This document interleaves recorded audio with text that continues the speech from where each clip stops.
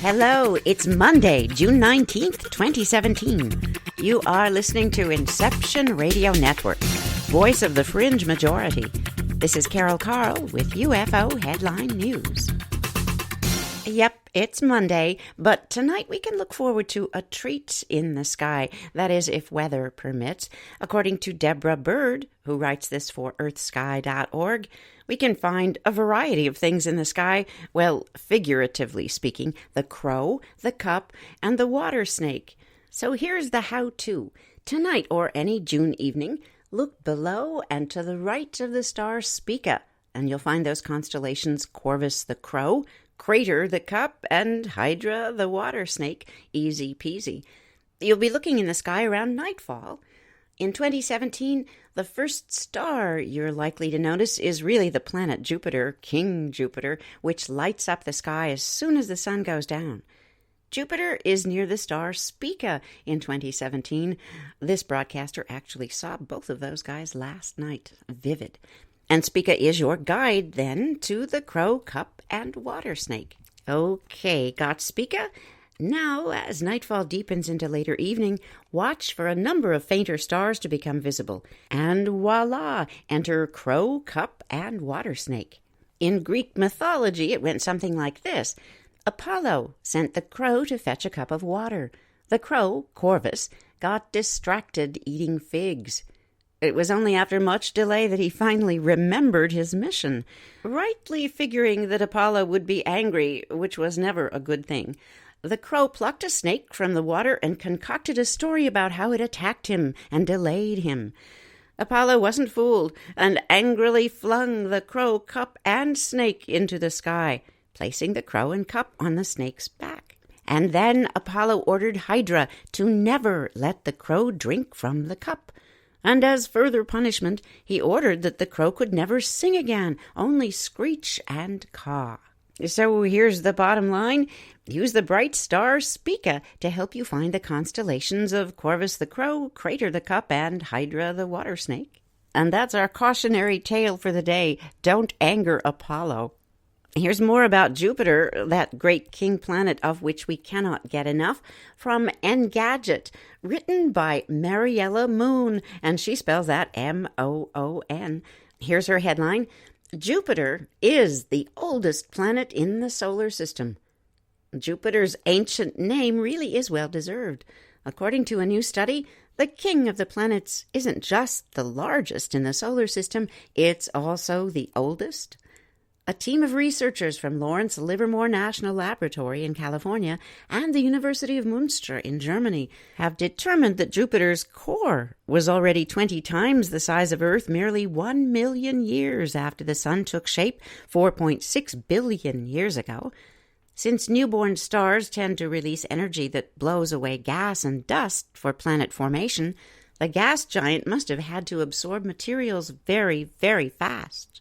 The team came to the conclusion after testing for the presence and abundance of something called molybdenum and tungsten isotopes in some iron meteorites which fell to Earth. They found that the meteorites contained components from two distinct reservoirs of materials, thanks to the data from the molybdenum isotopes. One reservoir has material from a different star than ours that didn't make it to the other reservoir. The data from the tungsten isotopes, on the other hand, showed that the two pools of material were separated for 2 to 3 million years. In addition, they've been separated as early as 1 million years into the formation of the solar system. This team explained that, quote, the most plausible mechanism to efficiently separate two disk reservoirs for an extended period is the accretion of a giant planet in between them, end quotes. Yep, that gas giant is Jupiter, and while its formation slowed as the years went by, it kept growing and growing enough to create a permanent barrier between those two pools. So the researchers now believe that it could also be the reason why there are no super-Earths near the Sun, which are commonly found in other star systems. That means we could owe our existence to Jupiter, because who knows if and how life would flourish on Earth if it's too near other, more massive planets. So, a bow and a curtsy to King Planet Jupiter. So say we all. This article seems to fit in right about here, so let's do it. It's from space.com with a byline for Jesse M. Spock.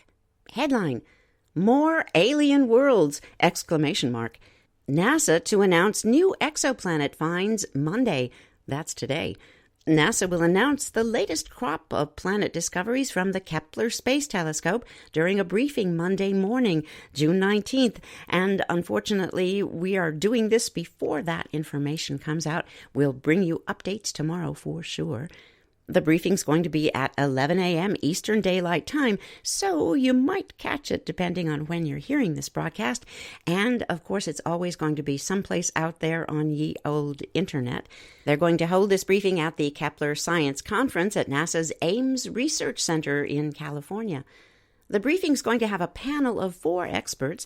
It's going to be Mario Perez, a Kepler program scientist at the Astrophysics Division of NASA's Science Mission Directorate in Washington, Susan Thompson, Kepler research scientist at SETI Institute in Mountain View, California, which we find quite interesting, Benjamin Fulton, doctoral candidate at the University of Hawaii at Manoa and the California Institute of Technology, and Courtney Dressing, NASA Sagan Fellow at the California Institute of Technology.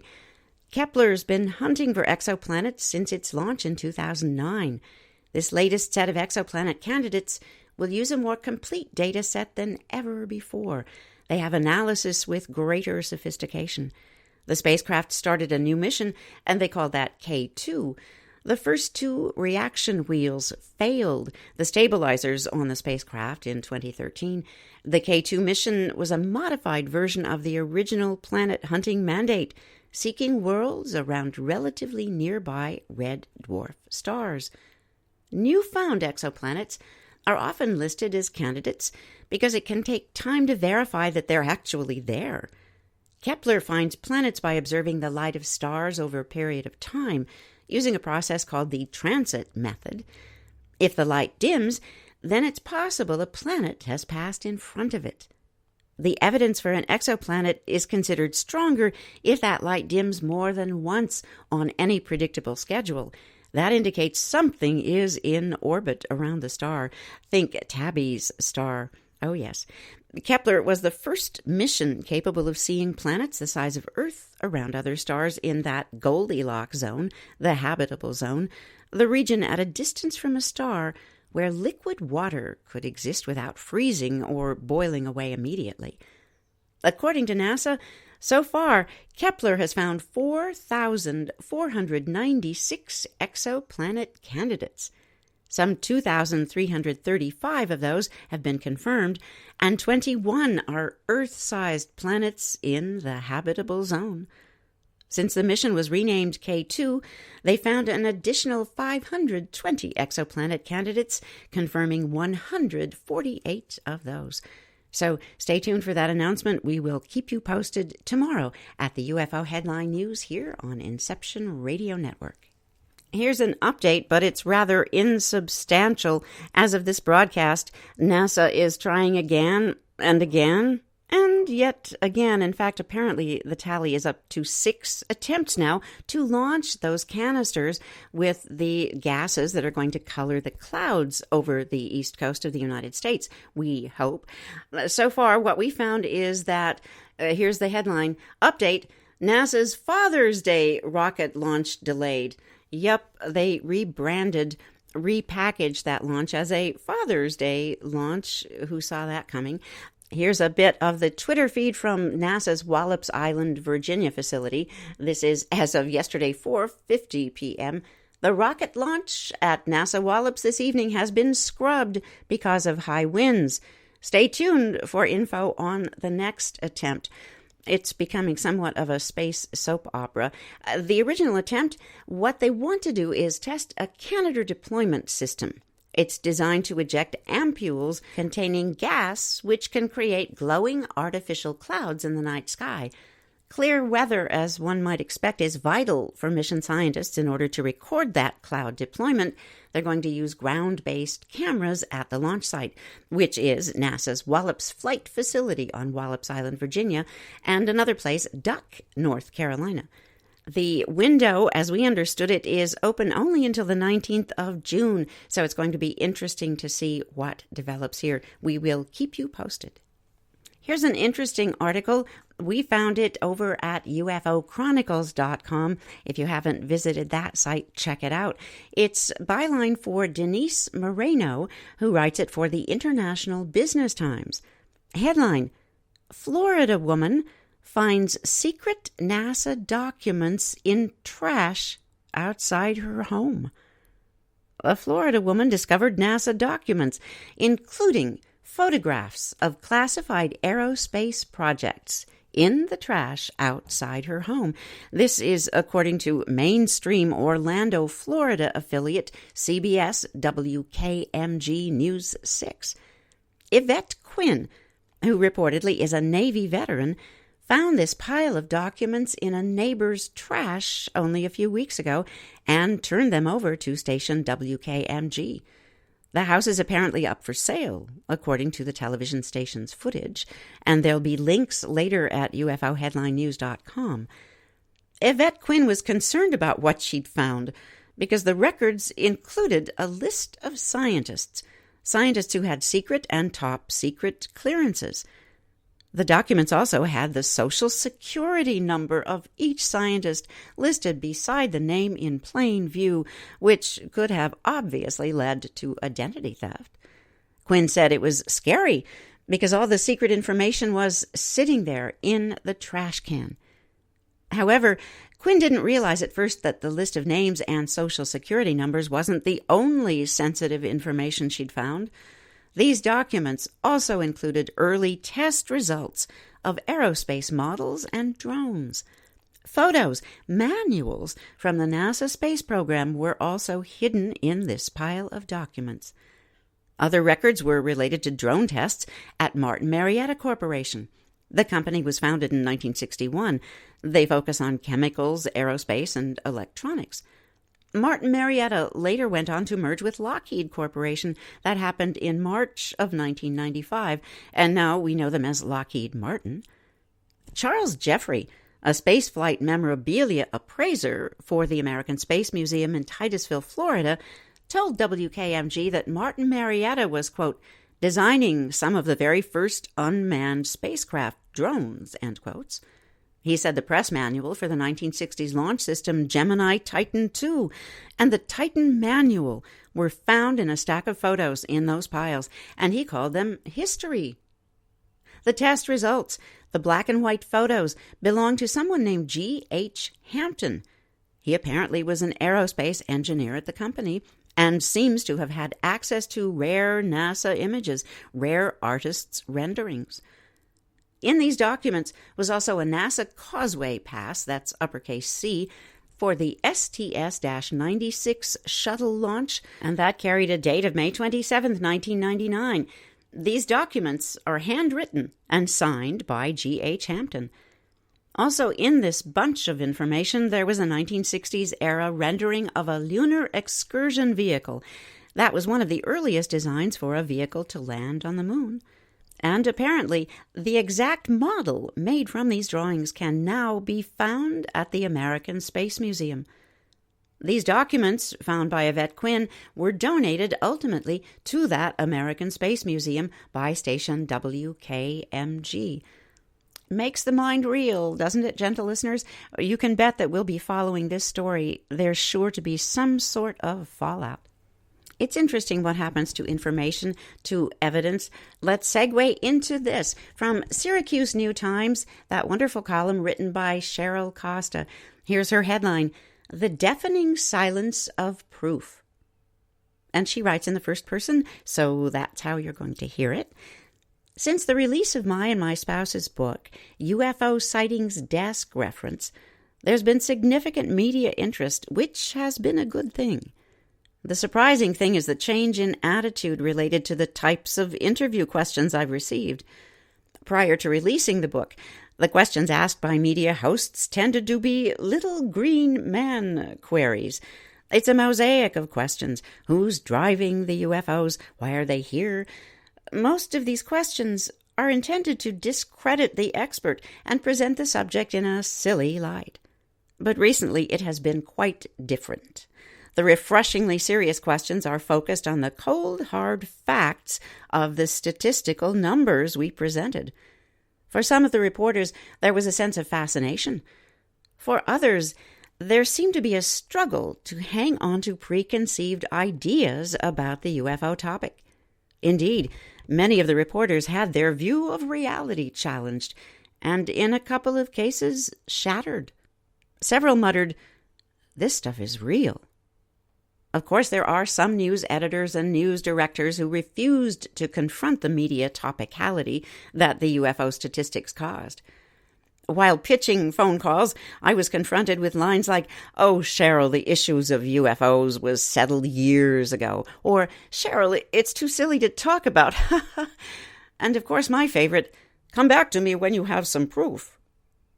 Regarding the comment that UFOs were settled long ago, I can only offer that the government told us for years that UFOs were declining. But our book proved that UFO reports have been increasing in waves over 15 years. Regarding the remark on the subject being too silly, if it is too silly, why has it been classified higher than the H-bomb since the 1950s? Finally, regarding the statement, "Come back to me when you have some proof," okay, there's plenty of proof out there if you're willing to look at it and not dismiss it out of hand. Case in point. Since the 1970s, a humble one-armed gentleman in Switzerland named Eduard Albert Meyer, and that's spelled M-E-I-E-R, has been having regular contact with off-worlders. Meyer has produced hundreds of still photographs and videos of off-world spacecrafts called beam ships. These items have been labeled fraudulent by the world's skeptics and debunkers, yet 3 decades of photo analysis have confirmed they weren't faked. Billy Meyer, as he's mostly known to all of us, has presented metal alloy samples that renowned metallurgists have stated they couldn't reproduce with current technology here on Earth. Likewise, Meyer has also predicted certain things that off-worlders told him were getting ready to happen. In the past 40 to 50 years, all these things have come to pass. When I first heard of Meyer in the 1990s, I was fascinated with his story and the evidence he presented. I was even more fascinated with the lack of media coverage for his story and encounters outside of Europe, especially coverage in the United States. In fact, in most current UFO programs we see on mainstream cable television channels, nobody brings up Billy Meyer. That's his nickname. On April 18, 2016, I published an article, "My Smoking Gun UFO Proof," which was met with harsh criticism. Social media UFO trolls came out of the proverbial woodwork to denounce Billy Meyer as a fraud and to label me a fool for accepting any of his material as legitimate. These days, there is a large amount of CGI fakery out in social media, including well-doctored photos of alleged alien craft sightings. Some of the CGI is as convincing as anything Hollywood could ever produce. What's strange here is that the debunkers are nowhere near as loud with the CGI frauds as they've been with the Billy Meyer material over all these years. That old saying, quote, "Perhaps they doth protest too much," end quotes. On one hand, perhaps all the debunking is just loud cries of those who can't deal with the view of reality being challenged. On the other hand, perhaps all the protesting and defaming of Billy Meyer is just one massive misinformation campaign intended to discredit evidence of real extraterrestrial contact. After reviewing evidence from Billy Meyer and observing the deafening media silence related to his case, it's clear to me that Billy Meyer is that 800-pound gorilla in the room of ufology. Thank you for that, Cheryl Costa. She makes fascinating points. Time to don up with that protective headgear, goggles, gloves, boots, if you choose. We're about to hop into that ufo-stalker.com shuttle for our cyber UFO trip. Oh, shall we? Let's go to Butler, Pennsylvania, on the east coast of the United States. And if those clouds go up tonight successfully, well, they probably will see them in Butler, Pennsylvania. But that's not what they saw on this night. This was the 18th of June this year, reported on the same day. It's got a MUFON case number 84471. Here's the summary. Nope, they weren't NASA's red and blue colored clouds at all. In fact, this was a black orb floating across the sky. There's video, and you can find that later at ufo-headline-news.com. Under sighting specifics, our witness offers a viewing distance of over 1 mile, an altitude that was unknown. The sighting duration was 7 minutes. The video's not quite that long. These object features just get reported as unknown. The flight path was a straight-line path, and this thing was shaped like a sphere, or orb, as you heard earlier. And to note, gentle listeners, this would never make it as evidence in a court of law. It is secondhand. It's reported for a friend, but it's an interesting account, as is the video. Here we go. I'm actually reporting this for a friend of mine who lives in Butler, Pennsylvania. She gave me permission to submit this. She saw this object around 7:45 p.m. on Sunday. She saw it directly above her. It was floating near 10,000 to 15,000 feet. There was no change in altitude at any time whatsoever. She mentioned that it seemed to move very quickly across the sky from north to east, going in a straight line. Her estimate was this could have potentially been the size of half of a regular commercial airline, perhaps a 747, and it seemed to be about 10,000 feet in the air. She and I have discussed the possibility of this having been a drone or a balloon, but it was hard for her to judge because it was so large and it was moving very fast. It moved right to left. This object made no sound, and at that time she could observe no other aircraft in the area. I searched the internet for related reports and found numerous people reporting these black orbs all over the world. I have attached a video of the encounter she took the moment she saw it. She told me that the object might have essentially just disappeared. She lost sight of it only a few moments later. And our witness ends with, maybe someone can shed some light on this. Oh, that would be cool. Put on one's high beams.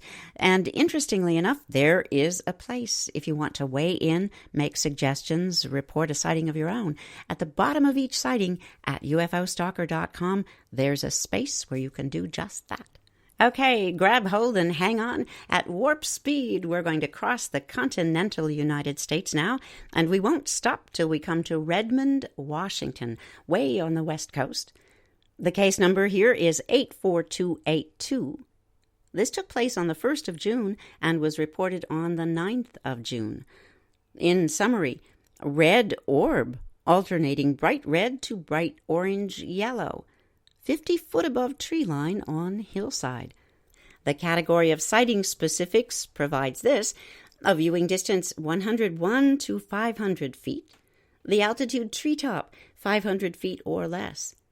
The duration of this sighting was 3 minutes. The object features are reported as none. Its flight path was stationary, hovering, and then a path with more hovering. This object was shaped like a sphere. At the time of this event, the maximum temperature in Redmond, Washington was 69 degrees Fahrenheit, 21 degrees Celsius, minimum 57 degrees Fahrenheit, 14 degrees Celsius. The maximum visibility, 10 miles, 16 kilometers, down to the minimum of 3 miles, 5 kilometers, and at the time, it was raining. Ooh, cool, we can use our mind's ear to think about the sound of windshield wipers, because our witness was driving on the highway at approximately 2:30 a.m. It was a light rain, cloudy sky, occasional lightning, no moon visible. Spherical object seen above tree line on hill, parallel to highway.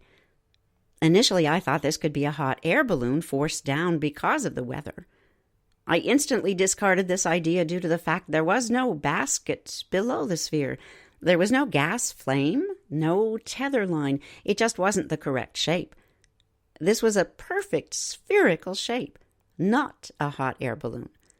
I estimated this thing to be 50 to 100 feet in diameter. It was moving back and forth in a sweeping motion. It was fairly bright red. It would change then to an orange color. This color was about the color of metal when it's red hot. The surface of the sphere was without sheen, without reflection. The edge of the sphere went from a distinct edge to something blurred. And this color varied. It went from intense red-hot to duller red-hot, then orange, yellow, and then back to that intense red. I was still driving slowly. I lost view of this object due to the trees obscuring it. This object seemed so out of place with the environment in this dark area. There were few, if any, lights around. In fact, my car headlights were the only lights on the road at that hour.